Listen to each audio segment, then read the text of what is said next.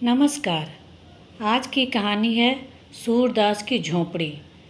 सूरदास की झोपड़ी प्रेमचंद्र के उपन्यास रंगभूमि का एक अंश है। एक दृष्टिहीन व्यक्ति जितना बेबस और लाचार जीवन जीने का अभिशप्त होता है, सूरदास का चरित्र ठीक इसके विपरीत है। सूरदास अपनी परिस्थितियों से जितना दुखी और आहत है, उससे कहीं ज़्यादा आहत है भैरव और जगदर द्वारा किए जा रहे अपमान से, उनकी ईर्ष्या से। भैरव अपनी पत्नी शुभांगी को मारने लगता है तो उसकी पत्नी डर से सूरदास की झोपड़ी में छिप जाती है। सूरदास के हस्तक्षेप से वह अपनी पत्नी को मार नहीं पाता है। भैरव और जगदर मिलकर सूरदास को बदनाम करते हैं। उन्हें ईर्ष्या होती है कि सूरदास चैन से रहता है, खाता पीता है, उसके चेहरे पर निराशा भी नहीं झलकती, जबकि जगदर को खाने कमाने के लाले पड़े हुए हैं। भैरव ने ईर्ष्या तथा लालच में सूरदास के पैसे चुरा लिए और उसकी झोपड़ी में आग लगा दी।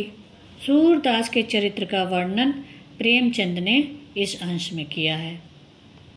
सूरदास की झोपड़ी। रात के 2 बजे होंगे कि अकस्मात सूरदास की झोपड़ी से ज्वाला उठी। लोग अपने अपने द्वारों पर सो रहे थे। निद्रावस्था में भी उपचेतना जागती रहती है। दम के दम में सैकड़ों आदमी जमा हो गए। आसमान पर लाली छाई हुई थी। ज्वालाएं लपक लपक कर आकाश की ओर दौड़ने लगीं। कभी उनका आकार किसी मंदिर के स्वर्ण कलश सा हो जाता, कभी वे वायु के झोंकों से यूं कंपित होने लगती थीं मानो जल में चांद का प्रतिबिंब है। आग बुझाने का प्रयत्न किया जा रहा था, पर झोपड़े की आग ईर्ष्या की आग की भांति कभी नहीं बुझती। कोई पानी ला रहा था, कोई यूं ही शोर मचा रहा था, किंतु अधिकांश लोग चुपचाप खड़े नैराश्यपूर्ण दृष्टि से अग्निदाह को देख रहे थे, मानो किसी मित्र की चिताग्नि है। सहसा सूरदास दौड़ा हुआ आया और चुपचाप ज्वाला के प्रकाश में खड़ा हो गया। बजरंगी ने पूछा, यह कैसे लगी सूर्य? चूल्हे में तो आग नहीं छोड़ दी थी। सूरदास, झोपड़े में जाने का कोई रास्ता ही नहीं है। बजरंगी, अब तो अंदर बाहर सब एक हो गया है, दीवारें जल रही हैं। सूरदास, किसी तरह नहीं जा सकता। बजरंगी, कैसे जाओगे? देखते नहीं हो यहाँ तक लपटें आ रही हैं। जगदर, सूर्य, क्या चूल्हा ठंडा नहीं किया था? नायक राम, चूल्हा ठंडा किया होता तो दुश्मनों का कलेजा कैसे ठंडा होता? जगदर, पंडा जी, मेरा लड़का काम ना आए। अगर मुझे कुछ भी मालूम हो तो मुझ पर नाहक शुभा करते हो। नायक राम, मैं जानता हूँ जिसने लगाई है, बिगाड़ न दूँ तो कहना। ठाकुर दीन, तुम क्या बिगाड़ोगे? भगवान आप ही बिगाड़ देंगे। इसी तरह जब मेरे घर चोरी हुई थी तो सब स्वाहा हो गया था।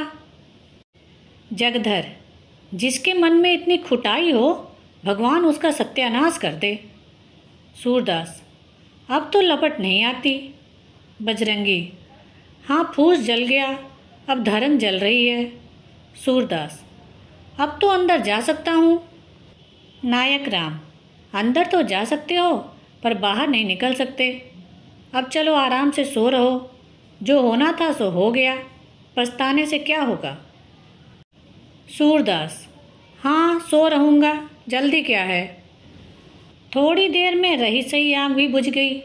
कुशल यह हुई कि और किसी के घर में आग न लगी।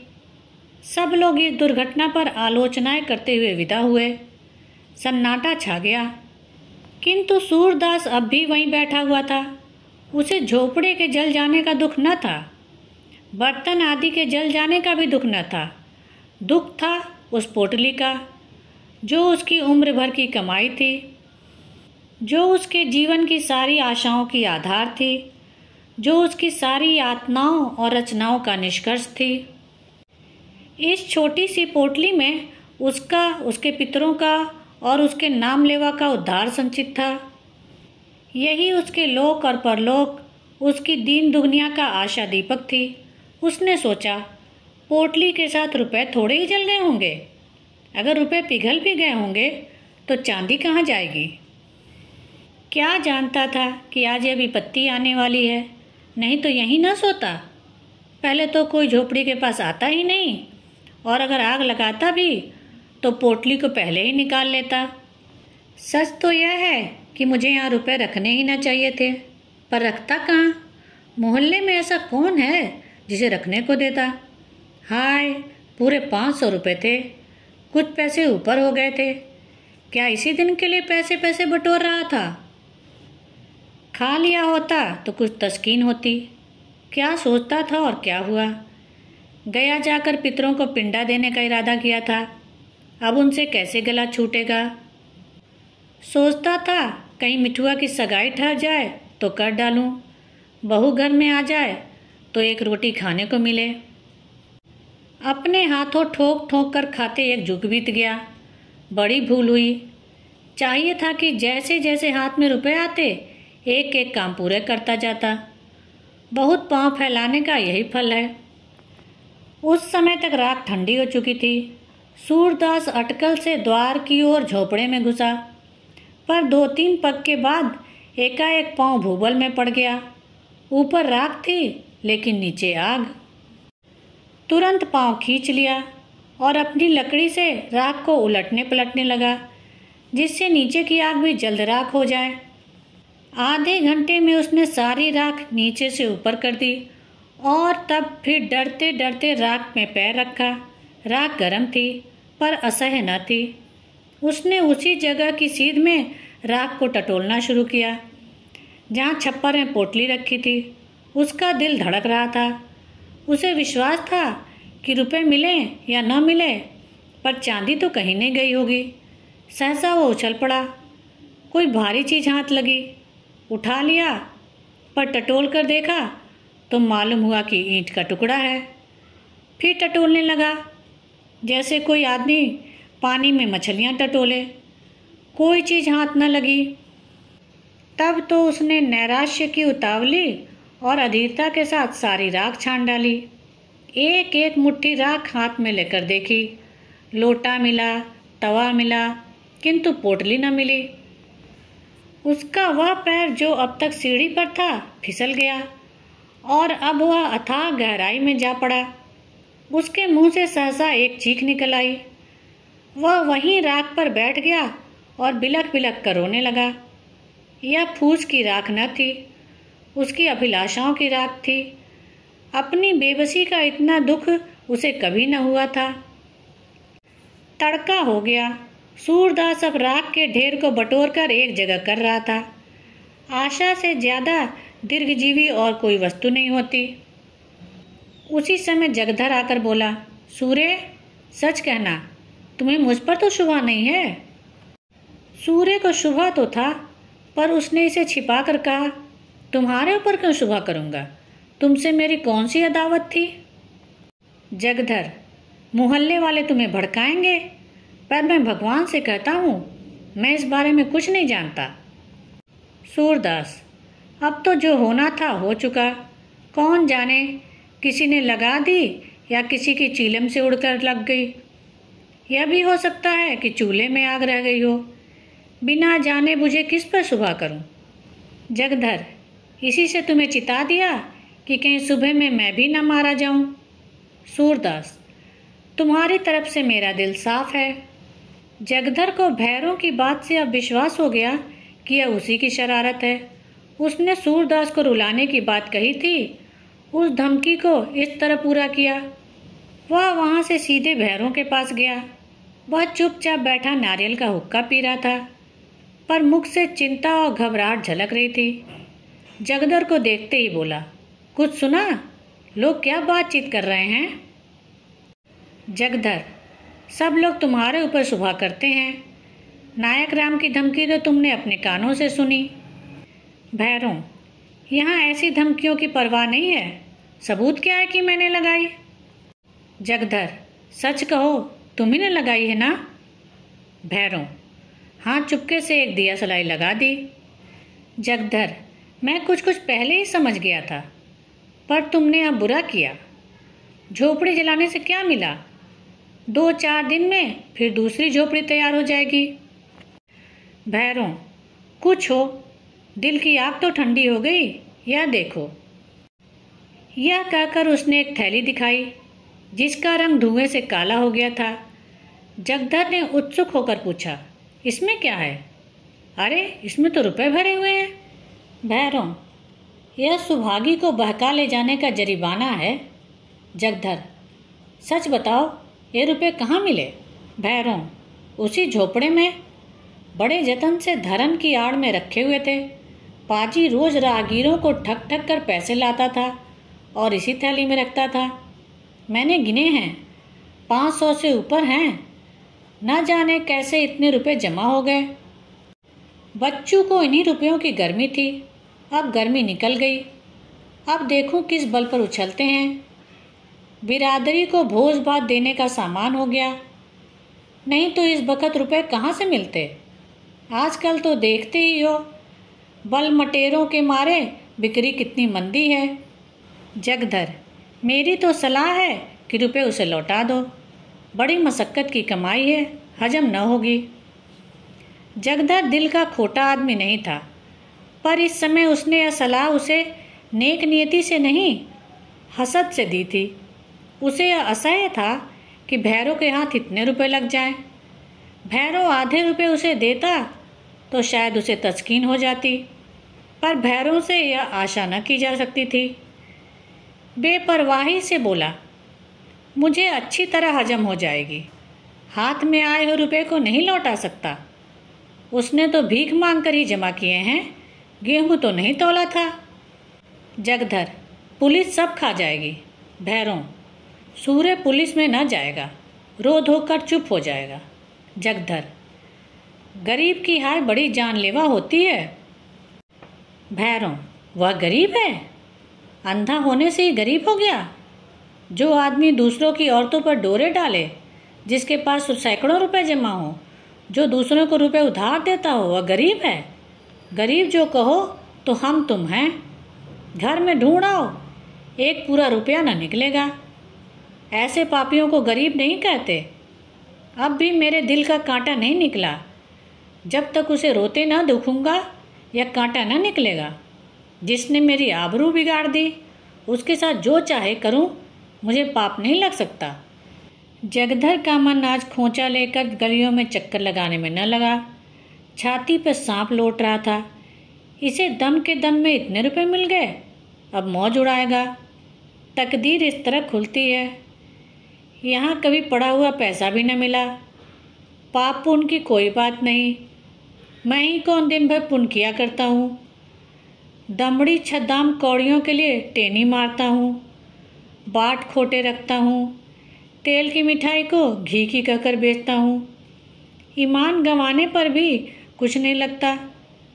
जानता हूँ यह बुरा काम है, पर बाल बच्चों को पालना भी तो जरूरी है। इसने ईमान खोया तो कुछ लेकर खोया। गुनाह बेलज्जत नहीं रहा। अब 2-3 दुकानों का और ठेका ले लेगा। ऐसा ही कोई माल मेरे हाथ भी पड़ जाता तो जिंदगानी सफल हो जाती। जगधर के मन में ईर्ष्या का अंकुर जमा। वह भैरों के घर से लौटा तो देखा कि सूरदास राख को बटोर कर उसे आटे की भांति गूंथ रहा था। सारा शरीर भस्म से ढका हुआ है और पसीने की धारें निकल रही हैं। बोला, सूरे, क्या ढूंढते हो? सूरदास, कुछ नहीं, यहाँ रखा ही क्या था, यही लोटा तवा देख रहा था। जगधर, और वह थैली किसकी है जो भैरों के पास है? सूरदास चौंका।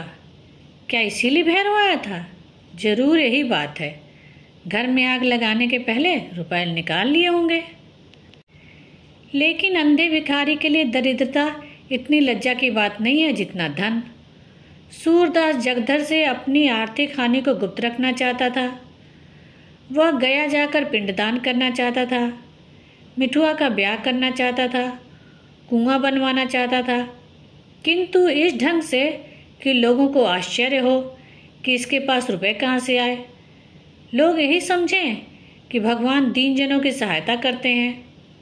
भिखारियों के लिए धन संचय पाप संचय से कम अपमान की बात नहीं है। बोला, मेरे पास थैली वाली कहाँ है? होगी किसी की। थैली होती तो भीख मांगता। जगधर, मुझसे उड़ते हो? भैरव मुझसे स्वयं कह रहा था कि झोपड़े में धरन के ऊपर एक थैली मिली। 500 रुपये से कुछ बेसी है। सूरदास, वह तुमसे हंसी करता होगा। 5.5 रुपये तो कभी जुड़े ही नहीं, 550 कहाँ से आते? इतने में सुभागी वहाँ आ पहुँची। रात भर मंदिर के पिछवाड़े अमरूद के बाग में छिपी बैठी थी। वह जानती थी आग भैरव ने लगाई है। भैरव ने उस पर जो कलंक लगाया था उसकी उसे विशेष चिंता न थी, क्योंकि वह जानती थी कि किसी को इस पर विश्वास न आएगा। लेकिन मेरे कारण सूरदास का यूं सर्वनाश हो जाए, इसका उसे बड़ा दुख था। वह इस समय उसको तस्कीन देने आई थी। जगधर को वहाँ खड़े देखा तो झिझकी। भय हुआ कहीं यह मुझे पकड़ न ले। जगधर को वह भैरव का ही दूसरा अवतार समझती थी। उसने प्रण कर लिया था कि अब भैरव के घर न जाऊंगी, अलग रहूंगी और मेहनत मजूरी करके जीवन का निर्वाह करूंगी। यहाँ कौन लड़के रो रहे हैं, एक मेरा ही पेट उसे भारी है ना। अब अकेले ठोके और खाए और बुढ़िया के चरण धो धो कर पिए। मुझसे तो यह नहीं हो सकता। इतने दिन हुए इसने कभी अपने मन से धेले का सिंदूर भी न दिया होगा, तो मैं क्यों उसके लिए मरूं? वह पीछे लौटना ही चाहती थी कि जगधर ने पुकारा, सुभागी कहाँ जाती है? देखिए अपने खसम की करतूत, बेचारे सूरदास को कहीं का न रखा। सुभागी ने समझा मुझे झांसा दे रहा है, मेरे पेट की था लेने के लिए जाल फेंका है। व्यंग से बोली, उसके गुरु तो तुम ही हो, तुम ही ने मंत्र दिया होगा। जगधर, हाँ यही मेरा काम है। चोरी डाका न सिखाऊं तो रोटियां क्यों कर चलें? जब तक समझता था भला आदमी है, साथ बैठता था, हंसता बोलता था।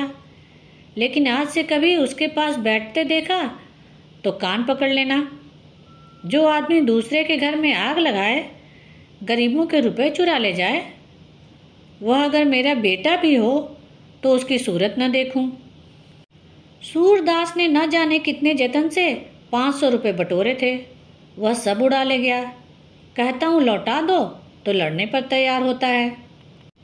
सूरदास, फिर वही रट लगाए जाते हो। कह दिया कि मेरे पास रुपए नहीं थे, कहीं और जगह से मार लाया होगा। मेरे पास 500 रुपये होते तो चैन की बंसी न बजाता, दूसरों के सामने हाथ क्यों पसारता? जगधर, सूरे, अगर तुम भरी गंगा में कहो कि मेरे रुपए नहीं है तो मैं न मानूंगा। मैंने अपनी आंखों से वह थैली देखी है। भैरव ने अपने मुंह से कहा है कि यह थैली झोपड़े में धरन के ऊपर मिली। तुम्हारी बात कैसे मान लो? सुभागी, तुमने थैली देखी है? जगधर, हाँ देखी नहीं तो क्या झूठ बोल रहा हूँ? सुभागी, सूरदास सच सच बता दो, रुपए तुम्हारे हैं? सूरदास, पगली हो गई है क्या, इनकी बातों में आ जाती है। भला मेरे पास रुपए कहाँ से आते? जगधर, इनसे पूछ, रुपए ना थे तो इस घड़ी राख बटोर कर क्या ढूंढ रहे थे?